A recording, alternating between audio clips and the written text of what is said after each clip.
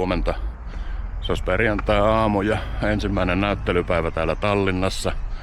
Lähdettiin tässä Upin kanssa aamulenkille ja sitten ruvetaan pikkuhiljaa valmistautumaan tuonne näyttelypaikalle siirtymiseen.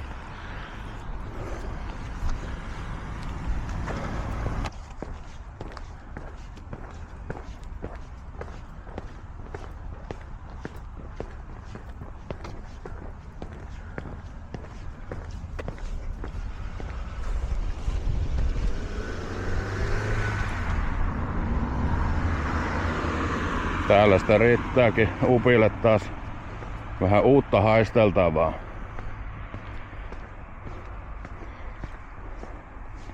Tää lenkki etenee aina sellainen 5-10 metriä hyvällä tuurilla. Ja sitten taas vähän pysähytään tutkimaan.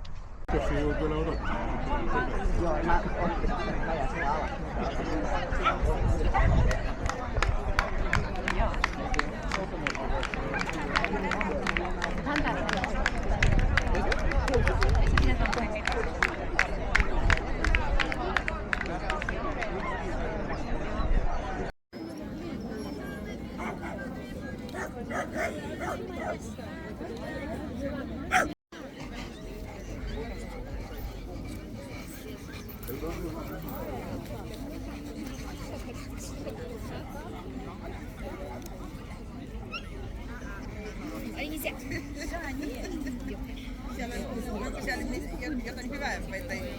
Joo, sen takia.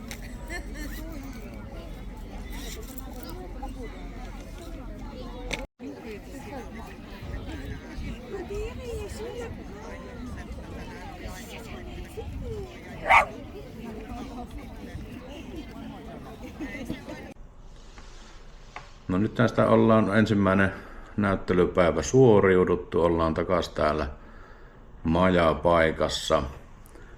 Palkintoja meille ei sieltä heruunut, että tuossa edellä näette muutamia klippejä, mitä siellä kuvattiin. Että omasta mielestä tuo kehässä meni ihan mukavasti tälleen meidän tasolle nähden, että Upi juoksi ihan nätisti siinä ja hyvin maltto odottaa siellä, kun tutkittiin pöydällä ja niin poispäin.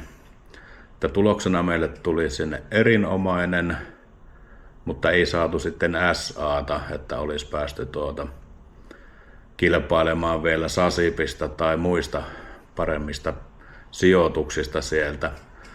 Mutta huomenna sitten uusi päivä ja lähdetään taas uudella tarmolla kisapaikalle ja laitetaan sitten tänne taas huomisen tuloksia ja ajatuksia, että miten siellä meni. Se olisi lauantai-aamu ja aamulenkki. Tässä 9 jälkeen lähdetään sitten taas siirtymään näyttelypaikalle. Saas nähdä kuinka meidän tänään käy. Mut jatketaan tää lenkki ensin loppuun.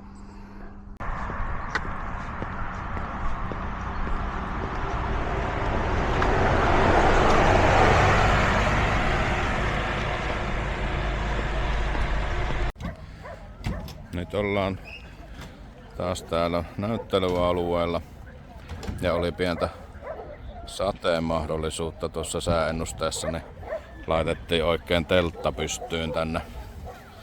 Niin saa sitten sateen suojassa odotella. Ja siellähän meillä on päivän tähti omassa pöksässään. Upi on aika rauhallinen oottelemaan. Se viihtyy hyvin tuolla häkissä ja yleensä rupeaa sinne nukkumaan. Nyt avattiin tuo suojahupun seinä tosta, että ihan tämän video-oton ajaksi. Mut sen kun laskee tosta pois, niin se käy sinne pian nukkumaan. Ja tässä on vielä semmonen tunti toista, että meidän kehä alkaa Ja hyvää aikaa vähän rauhoittua. Mutta palataanpa sitten taas kehän jälkeen tunnelmiin ja katsotaan saadaanko otettua sieltä mitään pätkää tällä kertaa.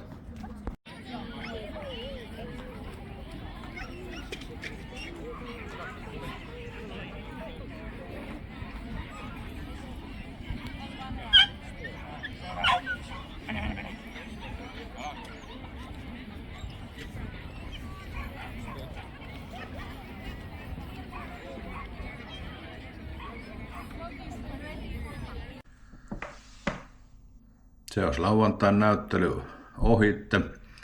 Ja tuloksenahan meillä oli sama erinomainen ilman SA:ta niin kuin eilenkin. Tuomari kyllä tykkäsi meistä, antoi hyvää arvostelua ja kehässä nyt meni ihan kohtalaisesti, niin kuin tuossa pienestä klipistä, minkä äsken näitte, niin voi huomata. Mutta pakko myöntää, että kerkesi jo pikkasen siinä elätellä toiveita paremmasta, kun tuomari kehu koiraa ja tuli jo sellainen hetkellinen hyvä olon tunne siihen. Mutta huomenna on vielä yksi mahdollisuus ennen kotiin paluuta ja siinäpä se kesälomakin loppuu ja maanantaina on töihin lähtö. Että katsotaan, saadaanko semmoinen loppuhuipennus tälle reissulle.